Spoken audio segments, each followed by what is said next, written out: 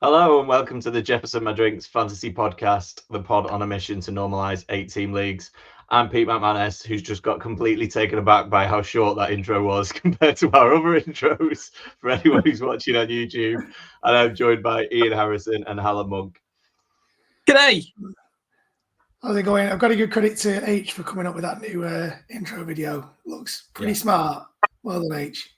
If you are listening in your car, you've just been taken aback by how short we've cut it down. If you're watching on YouTube, you've just gone, what a great new intro that is. So if you're listening in your car, the next thing you need to do when you get to work or you're home is log on to YouTube and check it out, because it's definitely worth it. Yeah, and if you are listening in your car and you thought, I really enjoyed the full scale intro, I don't want this podcast to be cut shorter than it needs to be. Don't worry, we've still got about an hour and 15 minutes tonight. Yeah. Easy. Hour and 15. This is our penultimate episode of the pre-season. Big word for me. I'll explain what that means to you later, H. Unless these two fancy some extra bonus action next week when I'm on holiday. So the next episode we will be bringing you will be our week one preview. That's how close we are to the start of the season now. And tonight we will be taught, well, we've done quarterbacks, we've done running backs, and we've done wide receivers. So it doesn't take a genius to work out that it's kickers. IDPs. We'll be talking tight ends. It also probably says it in the title of the episode that you've just clicked onto. So we'll be doing tight ends, and then we will, once we've gone through our top 10 tight ends, I've picked out an over or under for every single one of the 32 teams in the league. So we will quickly run through those, see where we're feeling overs, unders, and see what comes of that. Before we start, got a couple of things I want to run past you as we're getting towards the end of draft season, which I'm fully ready for, by the way. I think I'm all drafted. I don't know whether I'm all drafted out because I love drafting. I think I'm just looking at all these teams going, right, I'm ready to see how they do now. I want them to start scoring points. Yeah. But I think before we move on to anything football related, I'm just want to check in on how H did with his GCSE results today. Did all right, mate. Yeah, did really well. Thanks, pal. Third time of asking, but we've got some good results. Yeah, those extra tutoring sessions really worked. Yeah, thank you for those as well. I'm grateful that you took the time out. Was one of them in IT? Is that right? Was that have we just seen your coursework? Yeah, that was it. How do you think I did? What would you have given me for that kind of work? Solid 4. I have absolutely no idea how the right. Hold on. How old are you, Pete? That you've given me a solid 4? Do you...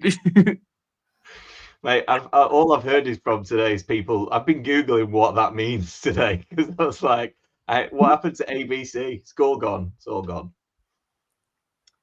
Right. Before we move on, we had our draft for our main. I want to keep saying main home league. It was our longest running league last week. Where it all started. Where it all started, yeah. Origin story. Yeah, we need a name for that league. That's I don't know. It's the Origin League. There was a couple of things that came out of it. One for each of you that I thought would be quite quick, would be worth us quickly discussing. Firstly, H, with you. You were at 7 spot. You took Joe Burrow at 5-7. We're obviously in an 8-team league because that's the flag that we fly. Good pick, I thought. Absolutely fine. Few other quarterbacks went off the board. So my question to you is, 14th round, you decided to take your second quarterback, and you went with Justin Herbert, despite the fact that we talked about top 10 quarterbacks the other week. Justin Herbert's not in your top 10. A couple of the players that are in your top 10 are still on the list. So I was wondering what pushed you in that direction. I've got Lad McConkey, and I thought I could have a double up, and that was the main reason, really. Okay, I thought you were going to say that. So then my question is, how much do you weigh a stack against whether you think that quarterback is better than another quarterback, or how close do those quarterbacks have to be to make the stack work? Because I feel like sometimes I might chase a stack for the sake of having a stack rather than just taking the better player. Yeah, so it kind of depends on the players that I've got. So if I remember right, it's my first wide receiver is Nico Collins. My second one is Lad McConkey. And they were picks 2, 2, and 3-7 on it, or something like that. 4-2 and 2-2 and 4-2. So I look at that, and then realistically, those are my top 2 wide receivers. And I went with who I think will probably have the better year.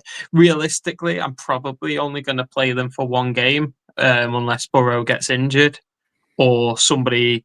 I can't remember who picked Jamar Chase, but it was your brother. Was it one money? No, it's Boats. Yeah.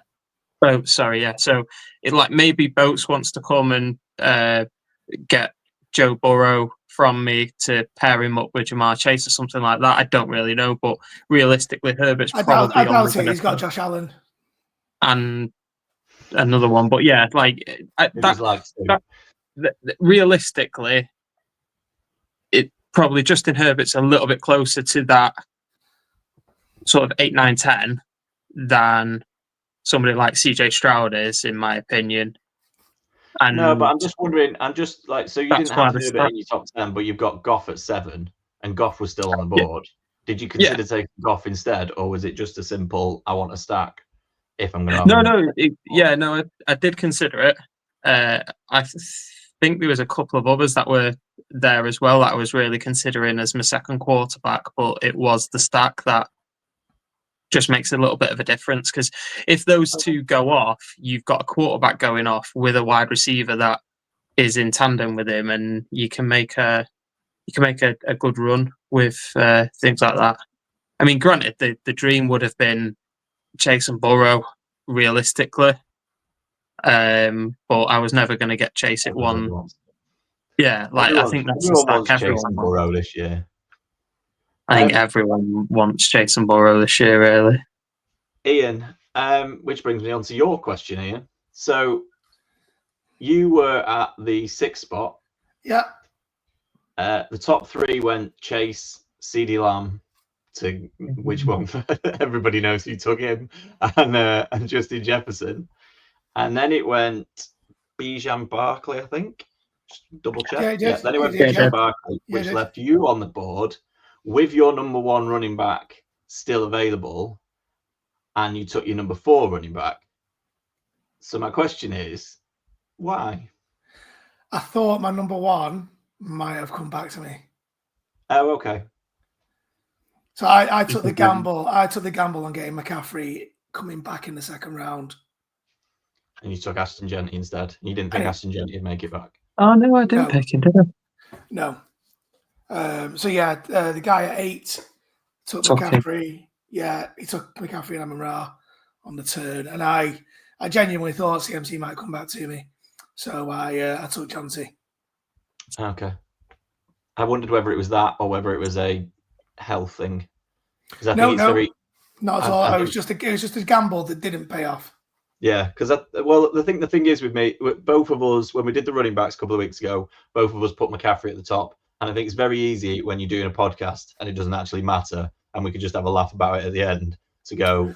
This podcast matters, mate.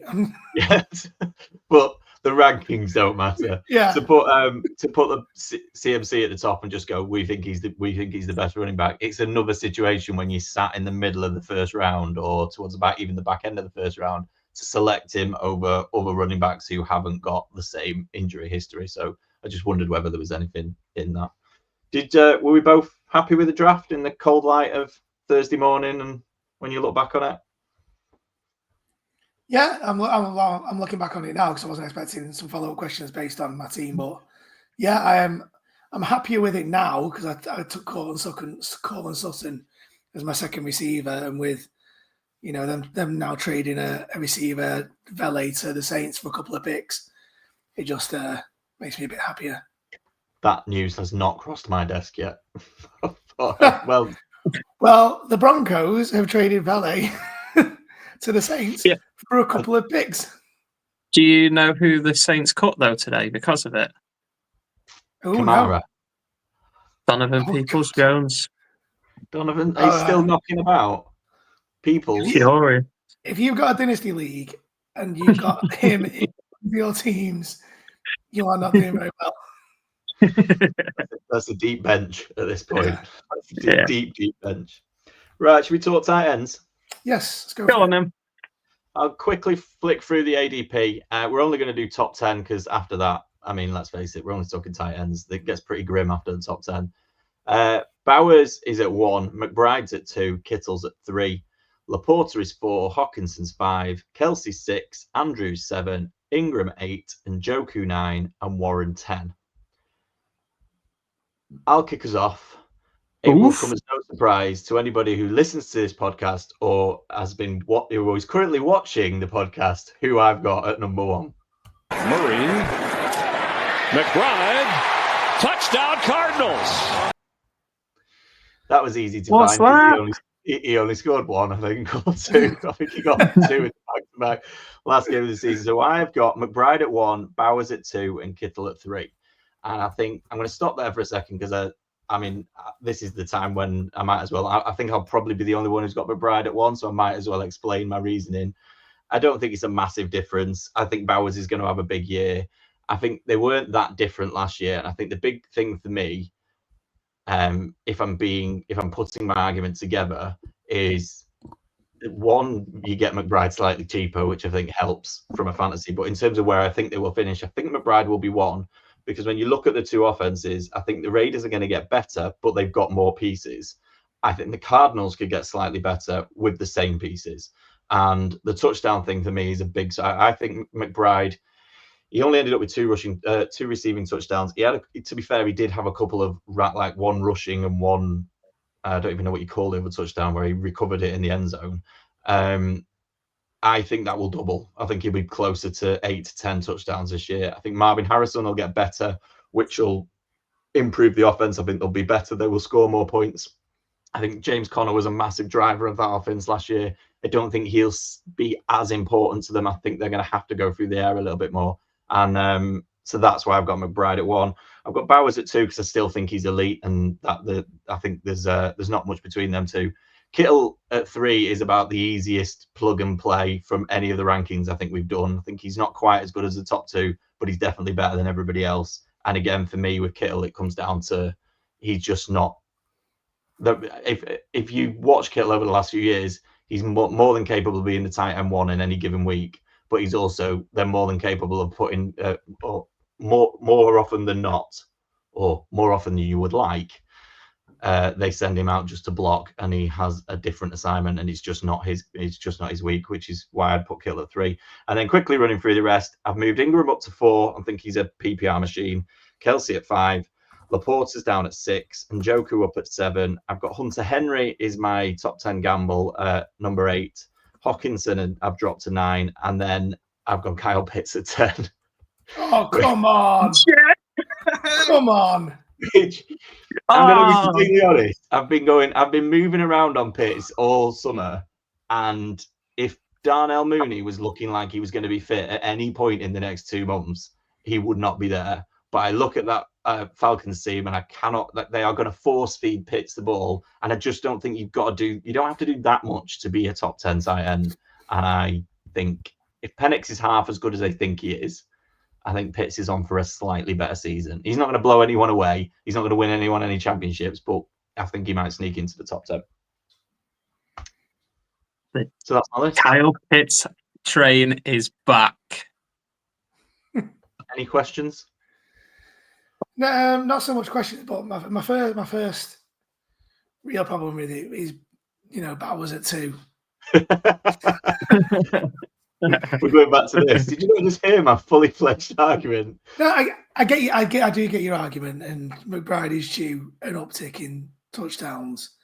But we all know that Bowers was tight on 1 last year based on PPR points, and he didn't actually score that many touchdowns. Yeah. So if Bowers actually increases his red zone productivity at the same level as McBride, I don't think there's any way McBride's catching him. And I do get your point about extra pieces. They are going to want to run the ball more, but they have also got a much better quarterback under center now. Yeah, the QB. There's no doubt that the QB is better for the Vegas Raiders. I just think I don't know. I can just see both of those teams stepping up, and I think if they both step up, I think McBride ends up with a better half of it. I think it'll be close. I think I'd be surprised if any of us haven't got them at 1 and 2. But for me, it's McBride. But I can see both sides of it. I'm not going to sit here and argue with you. So I've given my side of the opinion. Who wants to go next? What are you taking away from that, H? Anything?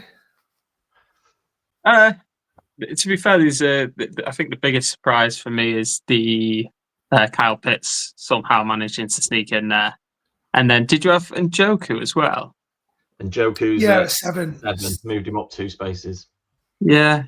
He's going to get any most reasoning of those behind points that? in week 1. So I've decided he's going to absolutely go off in week 1. Against the Bengals? Yes, against the Bengals. I still think you're going to win, just to be clear. This isn't an anti-Bengals thing, but I think that game's going to be back and forth, and I think Njoku is going to have a really good game. Okay. Have you got anyone outside the top 20 that you're bringing into the top 10? Well, so I've got Hunter Henry at 8 because I think he will end up being Drake May's number 1 target. So he was at 20 and I've put him at 8. The other one that I think is worth mentioning, I've gone with Chiga Okonkwo, who's tight end 26, which is like he's well down the list. And again, I'm not expecting him to be fighting for the top few spaces, but I think they need someone. He's a very, very athletic player. He's got all the abilities to be a top tight end. And he finished the season well last year. He scored just under 44 points in weeks 15 to 17 last year, with terrible quarterback play. So I think if Cam Ward's half as good as we think he is, Calvin Ridley's the number 1 target, probably. Outside of Calvin Ridley, Tyler Lockett, they've got Elika Yamana. You've got Gunnar Helm at tight end. Yeah, but I know you love a rookie, so it's like, oh, well, he's got to be better, hasn't he? But I think Chiga Okonkwo will end up. He will definitely beat tight end 26. I've taken him in quite a lot of best balls. He will be a top 15 to 20 tight end, I think. Whether he can break the top 10 or not, I think he's a bit more of a gamble. But I just wanted to give him a mention. Yep. Okay, fair enough. The only one you haven't picked up on, which I thought you would have done, is, and I'm wearing a different jumper tonight, so maybe that doesn't help. But I've dropped Warren out. I've dropped Tyler Warren out of my top 10, and I just can't get past the fact that I know we've named our starting quarterback. I can't get past the fact that neither of them are very good. So no, yeah, it wasn't a surprise to see Warren drop out of the top 10 because it's difficult to trust rookies with murky quarterback situations, I suppose. Have you seen the video of Daniel Jones just completely airmailing him in preseason? No, but it doesn't surprise me. Yeah, he threw a really good one down the sideline to him though. In the preseason. Yeah, but he was aiming for someone else. No, so the one that was getting shared and it was all over my socials it was down the right side and he misses him by 10 feet. It's not close. Tyler Warren basically just gives up halfway through the ball and he's just like, I can't catch that. I'm athletic. I'm not that athletic. What wasn't getting shared was the one on the other side, which I don't know if it was the same drive. I was watching some of the highlights and it was a good throw. It was good. And that kind of sums it up for me. And I think Tyler Warren will have good games. I think he will be the main driver of the offense main driver of the passing game. So the main driver of the offense outside of Jonathan Taylor. But I think that it's just going to be too up and down with that quarterback play to ask him to finish as a top 8 or 10 tight end. I hope I'm wrong, but looking at those other guys, I can see them all finishing a little bit higher. Okay, fair enough. Cool. Right. Give us yours, Ian. Yeah, well, at 1, I've obviously got Brock Bowers. Yeah. 2, I've gone with George Kittle. 3, I've gone McBride. 4, I've brought Hockenson up a place. And I've dropped Laporta down to 5. Kelsey stays at 6. Evan Engram comes up a spot to 7. Tyler Warren is still in my top 10. And then I've gone Jake Ferguson at 9 and Dalton Kincaid at 10. So I am dropping out Mark Andrews, which you have also dropped out. And I am dropping out David Njoku. Not a fan of Njoku. No, I'm not. I'm really not. Not this year. The Browns are going to be absolutely dreadful, and I've got no idea who's going to be even attempting to throw the ball his way. So, the thing with Njoku is, I think he will either. I mean, I've got him at 7. I think he will either be comfortably in that top 7 or 8, or he won't be in the top 20. And I think it'll be one way or the other. In the Joe Flacco's obviously been named starter, and I think that's good for Njoku. I haven't seen the clip, but apparently he couldn't hide his excitement that Njoku Flacco had been doing the starter, which is absolutely brilliant. The question is, has Joe Flacco still got it? Because he didn't look like he had a great. I think the problem with the Browns is they're expecting the Joe Flacco from 2 years ago, which 2 years is a long time when you're the same age as like me and Ian, which is effectively what Joe Flacco is. Yeah. So, I mean, I'm not the same person I was 2 years ago, as much as I'd like to think it was, and you start to age quickly. So I do wonder whether the 5 or 6 games that they got from Joe Flacco at the end of the year, they're expecting the same. I think their schedule's terrible when you look at who they're playing. I mean, I've just said I think they'll put up points against the Bengals. I still think they'll lose, and after that, they've got a right run of games where you just like I do not fancy the Browns in any of those. I think they're not favored to win any of the first 6 games, I think I heard today. So they could easily be 0-6. And then it's a case of, do you stick with Joe Flacco, or do you see what you've got with the 2 rookies? And at some point, they're going to see what they've got with the 2 rookies. And then I think either one of them will get a good understanding with Njoku and he'll be the number 1 target in the offense and all that, or he will just fall off a cliff and you won't see him. So I understand you dropping him out of it.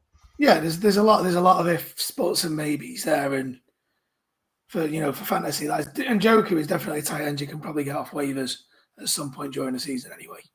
Yeah, but he's all good for week 1. Yeah, that's fine. I just can't see the Browns offensively getting not just week 1 against the Bengals. If they're going to do it any week, it will be week 1. Yeah, but I just don't see them getting anything going offensively this year. And not only have you got Bowers above my boy McBride, but you put Kittle above him as well. Yeah. Just tell me this is close, and you don't think there's a lot in it. It is close. To be fair, the top 3 are going to be very close. The reason I put Kittle above McBride is mainly due to the fact that there is currently no wide receiver 1. There is no one. Juwan Jennings might not play the year. He's demanding a new contract. Pearsall's going to start. There's all that going away. Sorry? Pearsall's going to start, isn't he? Yeah, but is he the wide receiver 1, or is Juwan Jennings going to sign and then there's competition for it? They've signed Sky Moore, which is absolutely of no relevance. It's just a lot of meh in terms of wide receivers, and I think Kittle's going to get spammed this year. And I think if CMC plays the year, like I've said in previous pods, CMC coming back helps Kittle out a lot, because when CMC plays, Kittle does well. Yeah, the thing that would worry me a little bit, I touched on some of it with Kittle, is I think they're going to have CMC games, and I think they're going to have games, and we've already talked about their schedule being a cakewalk and like one of the easiest in the league. If they're multiple scores up at half time, they are just going to hand the ball off to those running backs. I say those running backs, I think they've only got one that's fit at the moment, but assuming they find another fit running back, maybe Brian Robinson, they are going to, I think the need to keep throwing it to Kittle is going to go away a little bit. That would be my concern with Kittle. But again, I think he's a great value. He's been moving up in drafts from what I've seen. In fact, one of our JMD redraft leagues, I took McBride at 305 today, which I was delighted about. And Kittle went 2 spots later. He went at 307. I was like, so basically all the tight ends went in the third round because Bowers went at 301. So it was, or 210 or 301. It was at the turn anyway. So it's like all 3 of them, within sort of 7 or 8 picks. And I was like, yeah, for me, it's McBride. For other people, it's going to be Kittle. And then obviously I know most people have got Bowers at 1. So yeah. And then my outside shouts for making the top 10, Darren Waller, who's got an ADP of 25. I noticed he's off the pup, or he's actually doing something Yeah. now. Yeah, He's yeah. back in. Oh, he's now training, isn't he? But Which, then to be my fair, go on. I was just going to say they might need him because Achan's injured with an undisclosed injury from last I heard, and isn't Tyreek Hill also out at the moment? So, and I think he's struggling with an injury too.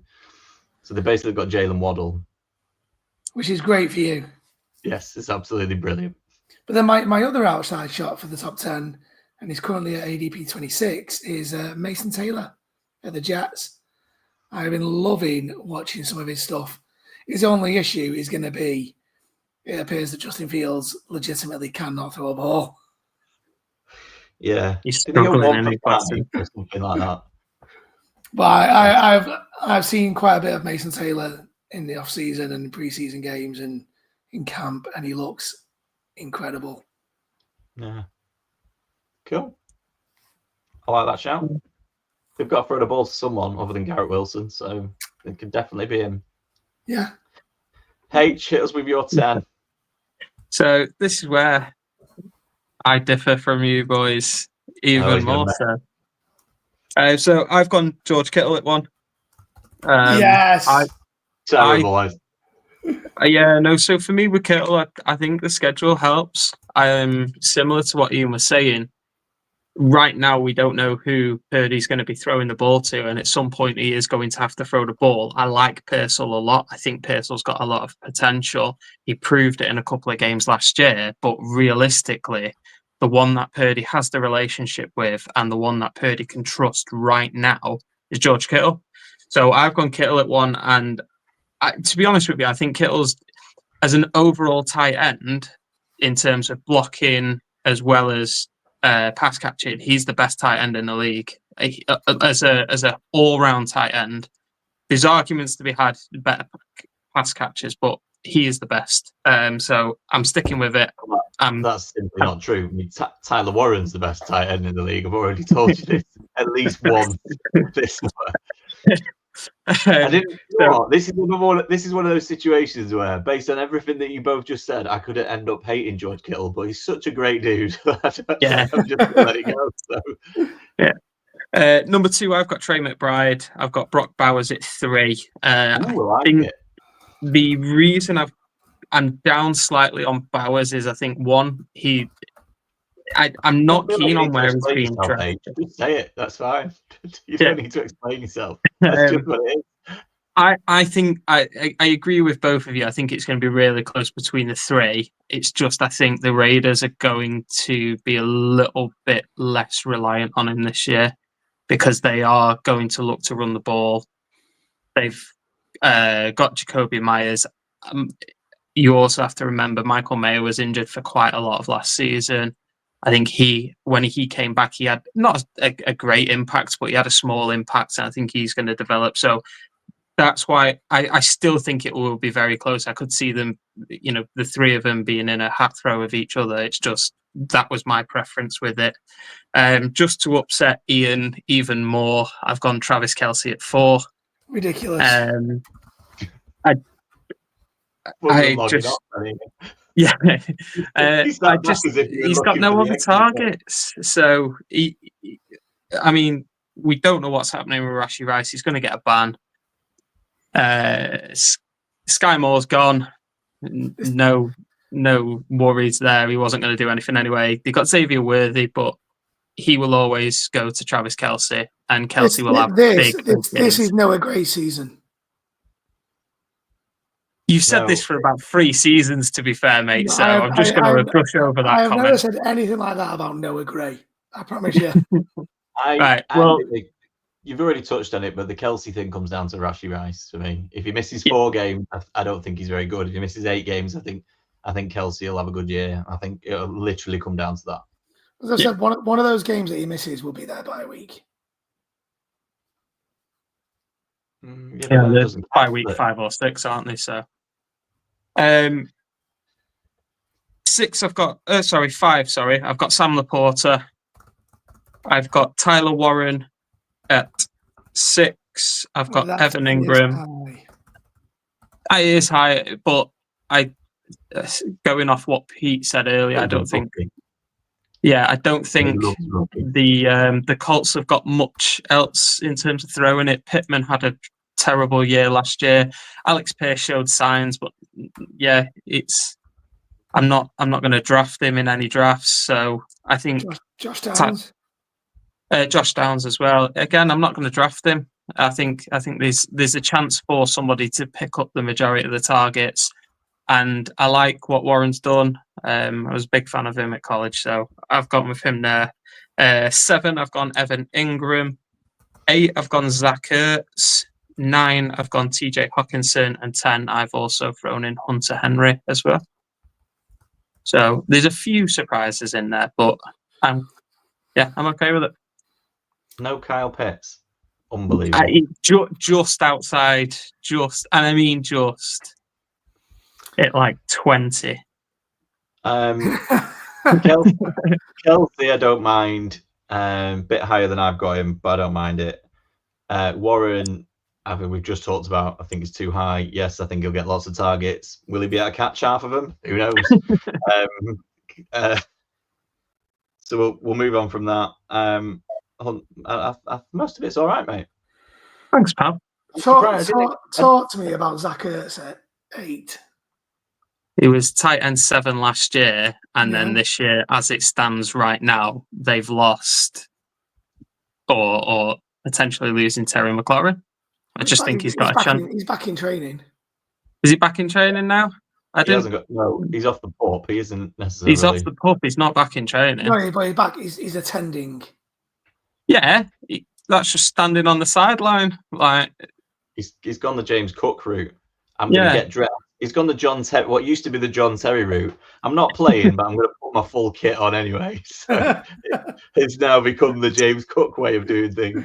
Yeah, he's there, so he doesn't get fined and cost himself any more money. It's just Zach Ertz last year was that player that Jaden Daniels hit often. He finished as tight end 7 last year. He got a lot of red zone targets. He was a big threat in the red zone. If he stays healthy, which was realistically his downfall for the last couple of years prior to last year, he's a top tight end. But so he is old now. 35. It's not finished. That is old. How old is he? 35. He's younger than Kelsey. Yeah. He's younger than Travis Kelce. I think he's the same age as Kittle, isn't he? Oh yeah, and that means he's going to be mint. Yeah, because I love Kelce. He's a lot younger than Joe Flacco. So. Yeah. Like I'm not having Zach Ertz. This is Ben Sinnott coming through this year now. I've not seen anything of Sinnott where I've gone secret weapon. That's why. Yeah, that's going to be the tight end this year. So for both of you, who scores more fantasy points, Ben Sinnott or Noah Gray? Noah Gray. I don't even think it's going to be close. So you've both dropped Hawkinson all the way down to 9. Yeah. What's that about? QB. Mine's QB, and I know Addison is missing for the first few weeks, but I think the Addison and Jefferson factor plays a huge part in it. Do you not think to get JJ McCarthy going, Hawkinson is going to get so many targets? No, because I think when you've got weapons like it's similar to, I'll use the Bengals for the example, similar to the Bengals having T. Higgins and Jamar Chase. You're not going to use Mike Gesicki that often, are you? You're just not. Regardless of the quarterback, you're not going. You're always looking for one of them to start with. Are you Justin comparing Jordan Jefferson Addison to T. Higgins, though?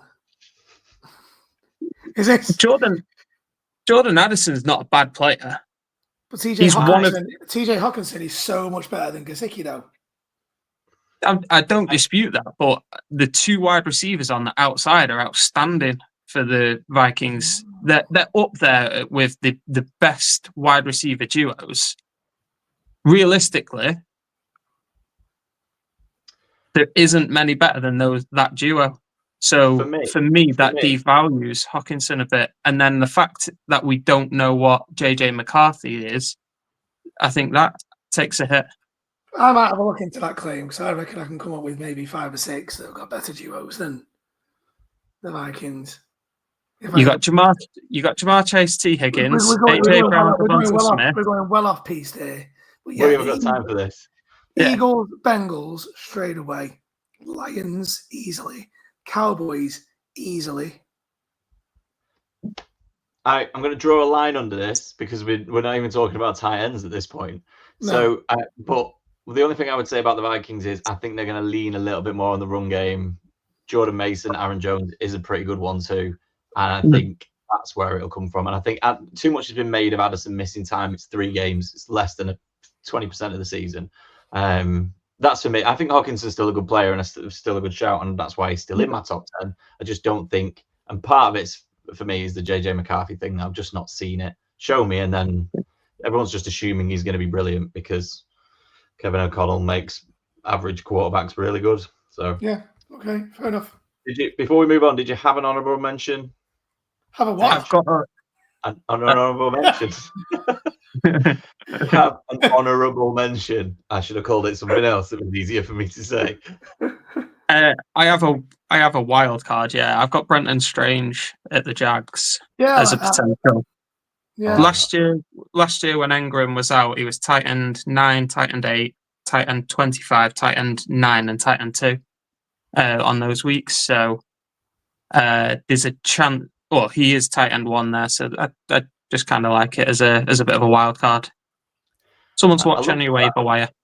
I love that this is that moment sums you up on this pod in that you said something, we both agreed, and then you went into your explanation anyway. It's like we don't need the explanation. We just agreed with you. So it's fine. Yeah, but the listeners don't know why. Also, Trevor Lawrence is something like 14 out of 17 in preseason. I was like, yes, this is his year. He's coming through. Right. 14 of 17. Should we move into over and unders? Yeah.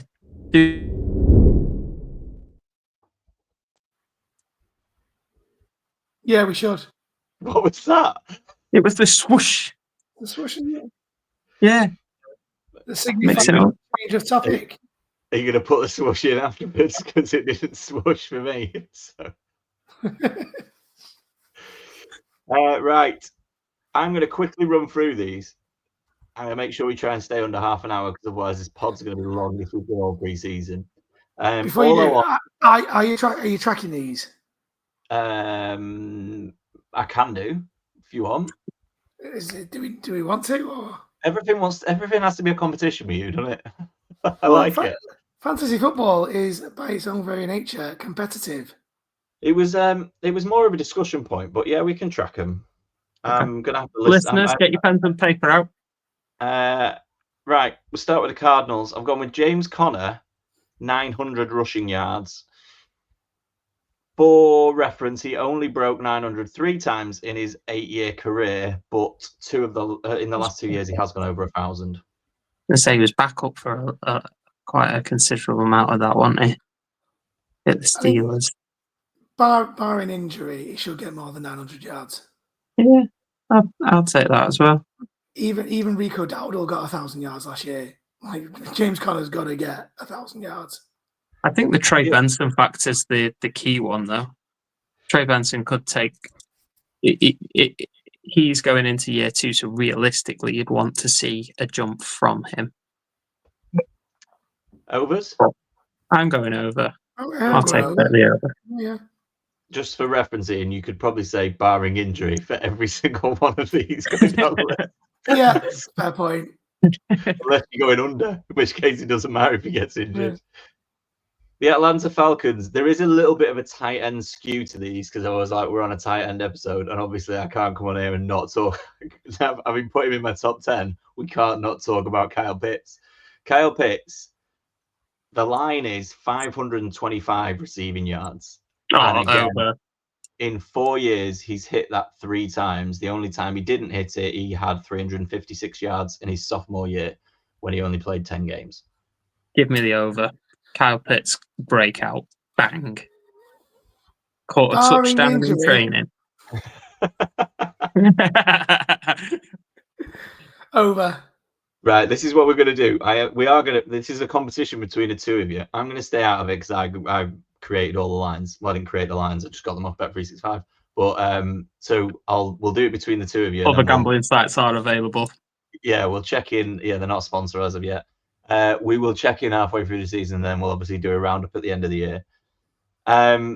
So you've both taken over so far. There's a lot of optimism going on here. The Baltimore Ravens, Lamar Jackson, 28.5 passing touchdowns. Last year he had 41, but he's only ever gone over 28 in one other time. No, yeah, I think over there. Okay. What's driving this is that he is surrounded now by so many good QBs that if he wants to compete for that MVP title, he's going to have to do so much more. I think the surprising thing that I've noticed with Lamar this year, and I don't know why I've only just noticed, he doesn't score as many rushing touchdowns as you think he would. For the amount of rushing he Isn't anymore. Well, yeah, we're not with Derrick Henry there. No, he never did it. No, okay, fair enough. He's scored like 6 or 7 a year for the last 3 or 4 years. And I haven't got those stats in front of me. I'm making them up. But I'm pretty sure that's accurate. You both going over? I'm going over for that. Yeah, I think. I hope he doesn't.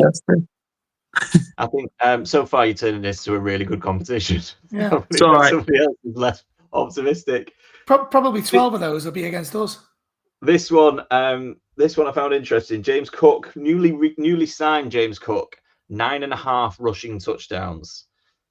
Famously went 2-2 in his first 2 years, and then went off for 16 last year. So they've set the bar very much in the middle of that because nobody really knows. So 9.5 rushing touchdowns, over or under? Over. Yeah, I'll take the over. I'm going to take the under on this one. Nice. That's what we want to see. Bit of something for people to comment and debate in the comments underneath. Yeah, I'm a big believer in doing pre-season because I think it does take a bit of time to get going. I think it'll be close to that 9.5. I think it'll be closer to that than it is last year's, but I'll take the over. I think I need him to anyway because I've got him in dynasties all over the place. I think the big thing to remember is it's rushing touchdowns, not total touchdowns. So yeah, he could score 15 passing touchdowns, but that won't count. Still having it. I think Ray Davis has shown that he can take a bit of workload as well. Yeah. Bold call, that one.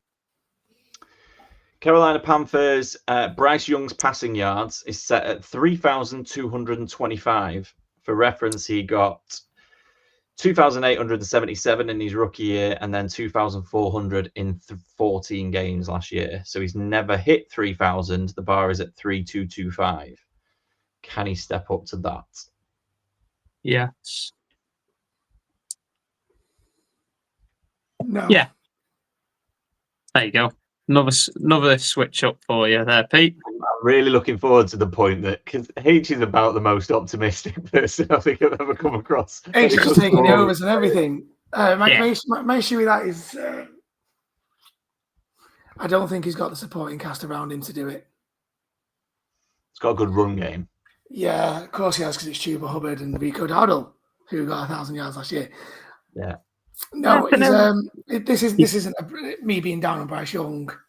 I think it's the supporting cast. I think he played. He showed enough at the end of last year for me to be optimistic that I think he has worked out the new system and the cokeheads will go crazy again this year. So yeah, give me the over. If you don't think Bryce Young can hit 3,225, Ian, then as we move on to the Bears, do you think Caleb Williams can hit 3,550? No. So a lot's been said about him potentially being the Bears' first 4,000-yard passer. So I did find it interesting that the line was 450 yards below that. So 3,550 over or under? Under, not having it. Yeah, I think I'll go the under on this one. As optimistic as I am with everything, that's a big jump. Consider it, and I know he's got a better O-line. I know he's got better weapons, but I've not seen enough of Caleb Williams in the NFL where I believe him yet. He's nowhere near as good as he was in college. Cool. Moving on to the Bengals, very easy, 9.5 wins. Over. Ooh. What did I have? 1 minute. I'll let you know what I have. Because I think I had us going 11-6. I've got them as 10 and 9. 10 and 9. 10 and 7. 10-8. What a year we've had. I've got 10 and 7. So yeah, I'll take the over just. Both hitting the overs. Okay. It'll be a very entertaining 10 wins. At a very high scoring 10 wins, I think. Cleveland Browns, they have absolutely nothing on offense. Under, so whatever it is, it's under. I switched it to the other side of the ball. You'll like this. Myles Garrett, 12.5 sacks. In his last 4 years, he's gone 16, 16, 14, and 14. So he would have hit this number in every single one of the last 4 years. They are going to need him to be that same player. Does he hit 12.5 sacks? Oh, that's close, you know. I'm gonna say yeah. That's the idea of these. I'm gonna say yeah, he does because form says that he will. However, it might get to the point this year where he just downs tools, where he just goes, "What is the point in me even trying this?" He's got his money now. Probably the $40 million that he signed. The only reason for him to do it is incentives. Yeah, I was going to say there's going to be an incentive in there. I think he'll do it. I do. I think I was hoping one of you'd go the other way. That's a shame. No, there's no drop off with Myles Garrett. Barring injury, yeah. That's what we should call this. Forget about the top 10 tight ends. Just call this pod barring injury. Yeah. The Dallas Cowboys, Dak Prescott is at 26.5 passing touchdowns. Under. For reference, he averages over the last 4 seasons, in every 17 games he plays, he averages 34.3 touchdowns. In every 17. When was the last time he played a full season? We've got to assume that he's going to barring injury. I think he's played 2 of the last 4 seasons without injury. Bear with me, caller. No, I think it's 2021 was the last time he played a full season, wasn't it? I think he could do this by missing 3 or 4 games. He played 17 in 23 and 16 in 21. So yeah, he's played 2 of the last 4 years, and if you work it on that basis, it was 21, 23, so 25. He'll be absolutely fine. So the line is 26.5. Yeah, Dak Prescott could miss 4 games and still get that, because I don't see him scoring many on the ground. So the touchdowns have got to go through the air to Ferguson, Pickens, and CeeDee Lamb. Unless Jaden Blue is going to do something outrageous. Because Javonte Williams is shot. Absolutely CeeDee Lamb's going to get probably 17. So that's that you only need 10 from elsewhere. CeeDee's going to be in every week. That's got to be over. Has to be over. Fair enough. Under. Ooh, H is going under. Like it. I just don't trust Dak Prescott. It's fine, but they're also likely to be chasing games. The Denver Broncos, especially if they don't pay Micah Parsons. Denver Broncos, RJ Harvey, 725 rushing yards. Under. 700 and what? Sorry, 25. 25. Oh, see, H thought it was going to be 720. That makes all the difference. And now he's just not sure. He's got his calculator out. He's like, divided by 17. Yeah. My initial reaction was over. And then I remembered they signed J.K. Dobbins, and I think that plays I think they could go a little bit committee style. Yeah, because Not- it's Sean Payton, and Sean Payton doesn't care about your fantasy team. Yeah. Mm. So I too will go just under. I think it'll Okay. be very, very close, but I think it'll be just under. The Detroit Lions, Sam Laporta, receiving touchdowns, 6.5. He Over. scored 10 and 7 in his first 2 seasons. Yeah, So he over. only just hit that number last year. Yeah. He started slow last year, but finished strong. I'm going over as well. Say over, Ian. I did. Immediately. Okay. We'll move on. Green Bay Packers, Jordan Love, 24 Over. and a half, 24 and a half passing touchdowns. 24. Well, 23 and a half are going to be to Jaden Reed. He only needs one from Josh Jacobs through the air, doesn't he? Oh, God, don't get me started on this again. He last My year head's gone. Last year he had 25 in 15 games. The year before he had 32 in 17 games. Yeah. I said over at the beginning of this, and I'm sticking with it. Yeah, I feel like that should be over. Houston Barring Texans. injury. Under. We're back on the defensive side of the ball. Will Anderson. Because you've got nothing on offense. Yeah, you are the Browns. Will Anderson. I'm just trying to mix it up, H. If we just do receiving yards and preceding touchdowns all the time. Will Anderson, 10.5 sacks. He got to 11 last year, and but only 7 the year before. Over. Defensive player of the year this year. Absolute monster. Over. All day, every day. He'll have that by week 8. Ian? Under.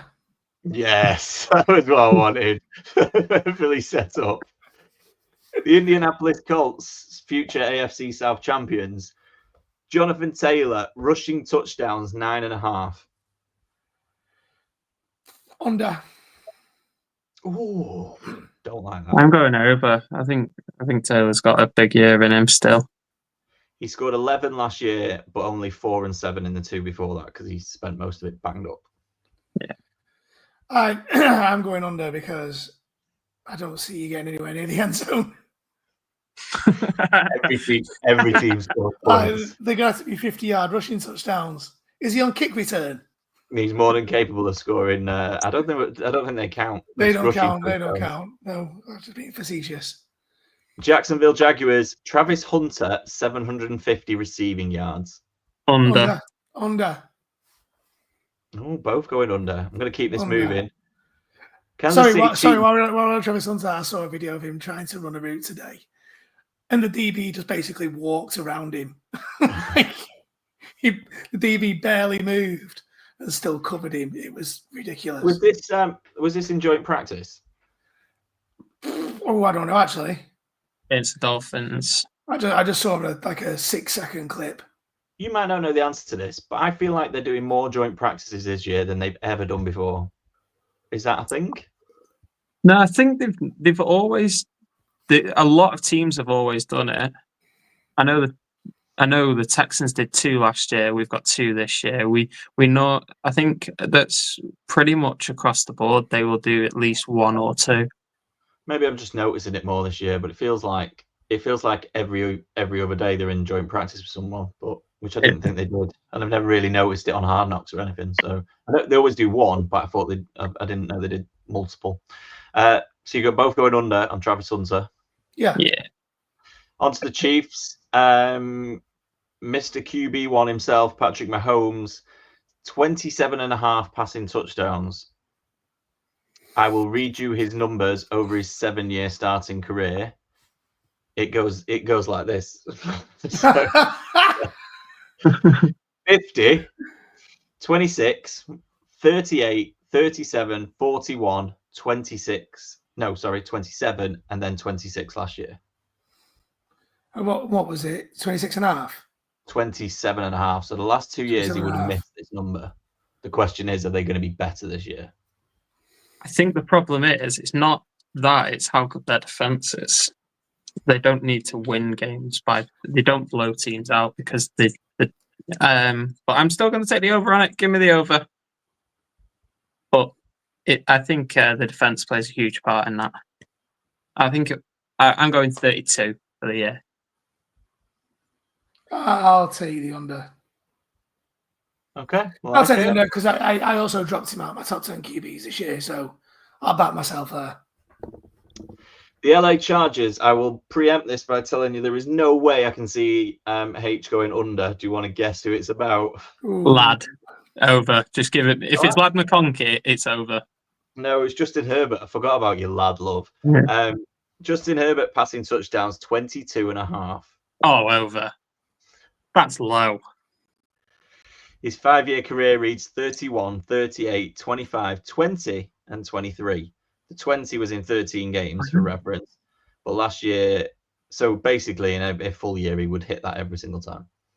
Yeah. Give it the over. I agree. I think it's over. Okay. Winning the division, aren't they? Yes, they are. The LA Rams, the best running back outside of the Indianapolis Colts, Karen Williams, Blake 10.5 rushing touchdowns. Ooh. It depends. Is he going to be doing punt returns this year or not? Kyron has played. This is my stat. Kyron has played 28 games across 23 and 24. Do you want to have a guess at how many rushing touchdowns he's got in 28 games? He's got a lot. It's not quite Todd Gurley numbers, but it is a heck of a lot. 20. He scored 26 rushing touchdowns in 28 games. Yeah. And the line's at 10.5. And Matthew Stafford can't move. Yeah, currently he's back. He's having back epidurals. He's having epidurals just to move around. So I will He's take back. the over. Yeah, you know it's his back. He just said that. Taking the over. H, you joining him on the over? Yeah, I like Karen. Las Vegas Raiders, Brock Bowers, his line, receiving yard line, is bang on 1,000, which he passed by 194 last year. I'm going under. Under. What? Oh, Brock Bowers is my tight end one. Under. Here's my take on Roll. He was tight one last year based on being a volume monster. This year he's going to be tight end one based on more red zone catches.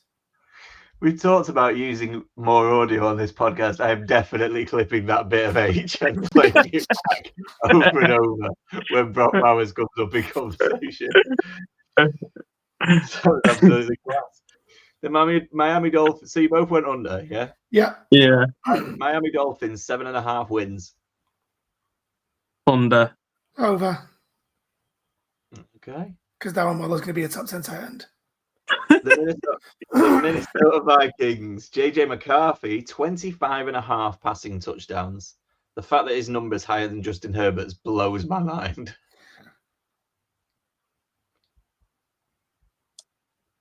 JJ McCarthy. I'm going to go over. All right. Well, she's trying to remember who JJ McCarthy is. I'm going to go under.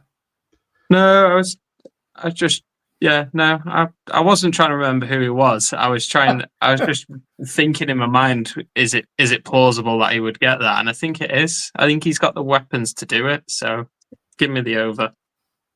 I'll take the under then. It's funny that about half an hour ago, you were debating Hockenson the other way around. You were really high on him, Ian, and H was low on him, and now we've switched it. In terms of being high on the Vikings. He's going to get spammed. For reference, Sam Darnold had 35 in last year, so he doesn't even have to live up to Sam Darnold levels. The New England Patriots. Imagine that. The New England Patriots, Travion Henderson's line is at 699 rushing yards. Is that 600? Is that 699. I'll take the double. Double? 1,400 yards. Yeah, the double would be like 1,400 yards. I'm not sure he's going to do that. Over all day, every day. He'll probably get that in punt and kick returns. That's ridiculous line. They don't count. I don't care. That's a ridiculous line. The New Orleans Saints, Alvin Kamara, 4.5 rushing touchdowns. Now, before you jump in, which didn't look like either of you going to do because you both sighed heavily. In 2020, he scored 16 rushing touchdowns. Since then, it reads 4, 2, 5, and 6. Give me the under. They're so bad. I can't see a touchdown being scored for the Saints. So 4.5. I'll take the under. Yeah, this is the Jonathan Taylor problem that I had. Are they going to get anywhere near the end zone for Kamara to rush one in? His value is in PPR points. So no, I'm going to go under. Pair of unders. Okay. Malik Neighbours, receiving yards, 1,150. Under. He beat it by 54 in 15 games last year. Yeah, I'll take the over. He's got a much better quarterback this year. H, you sticking under? Yeah, I'm going under. I think it'd be close, but I just Don't trust the quarterback. Don't think he's that good. What's just a I 10 think second answer? Well, to be honest, it doesn't matter which quarterback the Giants play. yeah, Jackson Dart was good. yeah, Jackson Dart does look good. I told you this though in the rookie episode that you didn't listen to. If it's the other quarterback that we haven't mentioned, he is getting if Winston's QB1 over. No, I'm going under. Do you know when Jameis Winston had that 30-30 year? I think he could have some sort of. He could be the first person to target a player 30 times in a game if he plays for the Giants this year. He's going to add another 30. It's like, how could I throw 30 targets and 30 interceptions in one game? The New York Jets. So hang on, Neighbours. Ian went over. H has gone under. The Jets, Justin Fields, 5.5 rushing touchdowns. He got 5 for the Steelers in just 6 starts last year. Yeah, I'm taking the over. But when he played a full season for the Bears, he only scored 4. I'll take the over on that. The rushing ability and the upside. Hopefully they play to his strengths. So yeah, give me the over. No, we're not doing bad for time. We are keeping this pretty succinct. 1, 2, 3, 4, 5, 6, 7 left. Sticking with QB rushing touchdowns, the Philadelphia Eagles Jalen Hurts line is at. In fact, have a quick guess. What do you think Jalen Hurts line's at? 9.5. 12.5. 12.5 it is, Ian. Correct. Wow. Are you going over or under? The last 3 years, he has hit 13, 15, and 14. So he would have hit that number in every one of the last 3 years. I'm going under on the grounds of Saquon Barkley's learned not to go down on the 1 or 2 yard line. I will take the over then. Okay. The Pittsburgh Steelers, 8.5 wins. Which, when you go through these, especially when you go through the team wins, obviously it'll have 8.5, and then it'll lean whichever way they think it's going to be. The Steelers, it's like 8.5, and it's like 10 to 11 both sides. They are flipped on at 8.5. Is it going to be his first losing season as the head coach of the Steelers for Mike Tomlin, or are they going to keep that run going? I think they're going to have a losing season this year because although their defense is outstanding, there's so many questions on offense. Realistically, there's Caleb Johnson that I like. I like DK as a wide receiver, but he's got nothing with him. And it's just going to be. Johnny Smith. I think it's going to be. I think the Steelers are going to be a real tough watch this year, to be honest. So I'll take the under. I think he'll have a losing year. When was the last time the Steelers weren't a tough watch?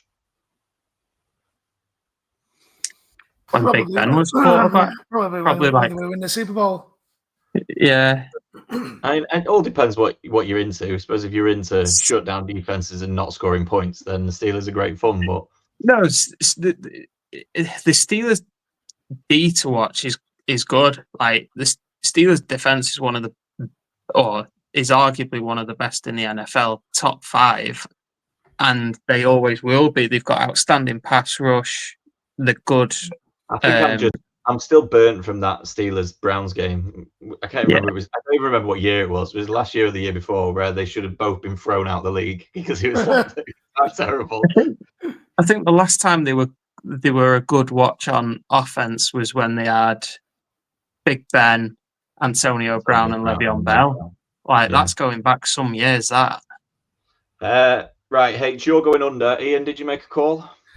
Well, I did have the Steelers going 9-8 when I did the predictions, so I'll stick with that. Stick with that and go over. Yeah, I'll go over. The Seattle Seahawks. Jackson's. Oh, my notes have changed it to Jacob, so I'm going to call him for the purpose of this. Jacob Smith-Njigba. Yeah, I like it. 925 receiving yards. Over. That's my boy. Yeah. He did 1-1-3-0 last year in his breakout year. Yeah, it's a good play. Yeah, Cooper Kupp isn't DK Metcalf. JSN is the standout wide receiver one there now. Do you think they're going to move him to the outside? Because Cooper Kupp plays both. They play. I think it'll be similar to like the Rams system because Nakua essentially when he came out was mainly a slot guy, and they do a lot of pre-snap motions. I think it'll be something along those lines. JSN, the only reason JSN didn't play on the outside in college was because he had Garrett Wilson and Chris Olave on the outside. And if you ever listen to an interview with them, they say again. Who are both better than him? No, they're not. Right, we're moving on. If you ever listen to an interview with them, the only reason JSN played in the middle, in the slot, was because they basically said he was better than them and he could do it. So, we're changing things up this year. Can you give me a button where I can mute H, and then when I say I'm moving on, I can just carry on. You can carry on chatting, but nobody else hears it. Is that possible? Does the system do that? No, I can do it. Yeah, I can mute H. All right. You need to be on it. San Francisco 49ers, George Kittle, 900 receiving yards. I'm guessing you're both going over based on what we talked about. Yeah, so that's easy. Tampa Bay Buccaneers, 9.5 wins. Yeah, over. I've got the Bucs under that. Okay, and over and under. The last two, both quarterbacks. One, we are going with Cam Ward passing yards, 3,205. Obviously, he's a rookie, so I've got no point of reference, but I did make a note of Caleb went 3,541 last year. Bo Nix went 3,775 in their rookie seasons, so they both hit this number easily.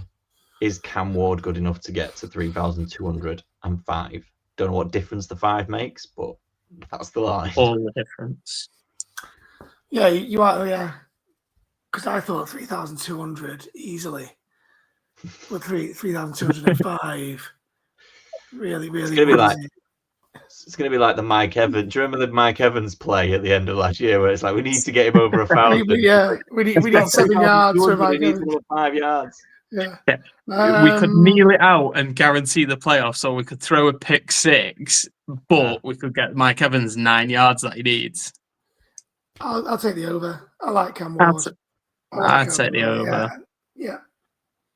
And finally, the Washington Commanders, Jaden Daniels' passing touchdown line is at 22.5.